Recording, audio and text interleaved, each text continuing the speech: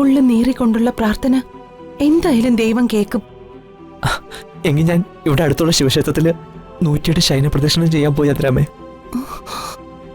108 ശയന പ്രദക്ഷിണോ? ഒരു ശയന പ്രദക്ഷിണം പോലും നടക്കാത്ത കാര്യ. എന്നിരിക്കെ 108 ശയന പ്രദക്ഷിണം ചെയ്യാൻ മോന് പറ്റുമോ?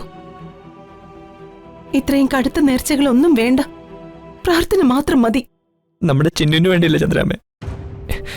എങ്ങനെയും നമുക്ക് നമ്മുടെ ചിന്നുവിനെ രക്ഷപ്പെടുത്തണ്ടേ? അതിനുവേണ്ടി ഞാൻ ഏതറ്റം വരെയും പോവും.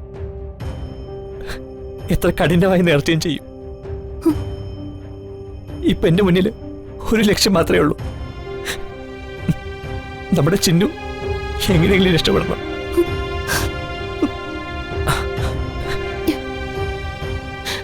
ചന്ദ്രാമേ, ഞാൻ പോയി നേർച്ച ചെയ്തിട്ട് വരട്ടെ ചന്ദ്രാമേ.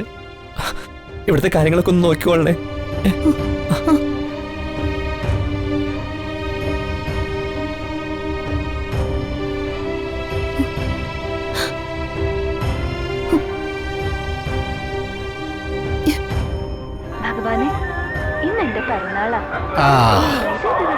ഇനി അല്പം ന്യൂസ് അവറാവാം.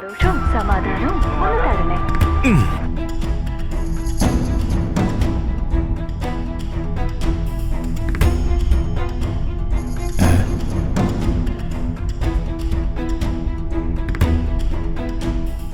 കുഞ്ഞോളെ, കുഞ്ഞോളെ, ഒന്ന് ഓടി വാ. കുഞ്ഞോളെ, നോക്കി. എന്താ ഭദ്രേട്ടാ?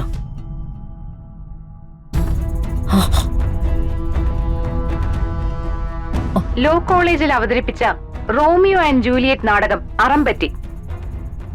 വില്യം ഷേക്സ്പിയറിന്റെ ആദ്യകാല നാടകങ്ങളിൽ ഒന്നായ romantic tragedy Romeo and Juliet അരങ്ങിൽ അവതരിപ്പിച്ചപ്പോഴാണ് സംഭവം നടന്നത്.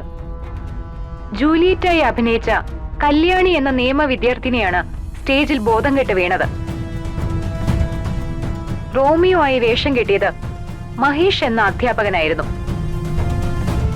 അഭിനയത്തിനിടയിൽ നായിക വിഷം കഴിച്ചു മരിക്കുന്ന രംഗം വന്നപ്പോൾ അബദ്ധത്തിൽ കല്യാണി യഥാർത്ഥ വിഷം കഴിക്കുകയും അബോധാവസ്ഥയിലാവുകയും ചെയ്തു. മഹേഷ് എന്ന അധ്യാപകൻ തന്നെയാണ് അവളെ ആശുപത്രിയിൽ എത്തിച്ചത്. ഏറ്റവും റെയർ ബ്ലഡ് ഗ്രൂപ്പായ ബോംബെ ബ്ലഡ് ഗ്രൂപ്പ് ആയിരുന്നു അവരുടേത്. പക്ഷേ വളരെ കുറഞ്ഞ സമയത്തിനുള്ളിൽ ഈ അധ്യാപകൻ ഏറെ പണിപ്പെട്ട് ഗ്രീൻ ചാനലിലൂടെ ബോംബെ ഗ്രൂപ്പിലുള്ള ബ്ലഡ് ആശുപത്രിയിലേക്ക് എത്തിച്ചു. ആകെ നാണക്കേടായി. ഇന്ന് കേരളത്തിൽ ഏറ്റവും ചർച്ചാ വിഷയമായിരിക്കുന്നത് തന്റെ വിദ്യാർത്ഥിനിയുടെ ജീവൻ രക്ഷിക്കുവാനായി ഒരു അധ്യാപകൻ നടത്തിയ പോരാട്ടത്തിന്റെ കഥയാണ്.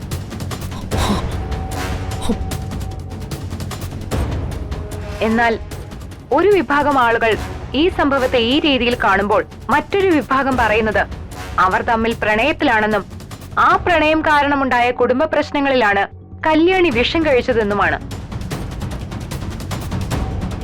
ആ ചിന്നു കാരണം നമുക്കാകെ നാണക്കേടായി. ഇനി ദക്ഷയുടെയും കുടുംബത്തിന്റെയും മുഖത്ത് ഞാൻ എങ്ങനെ നോക്കും? ഇതിലേതാണ് സത്യമെന്ന് നമുക്കറിയില്ല. എന്നാലും കല്യാണി രോഗവിമുക്തയായി പുറത്തേക്ക് വരുമ്പോൾ ഈ കഥകളുടെ പുറകിലെ യാഥാർത്ഥ്യം വെളിച്ചത്ത് വരിക തന്നെ ചെയ്യും.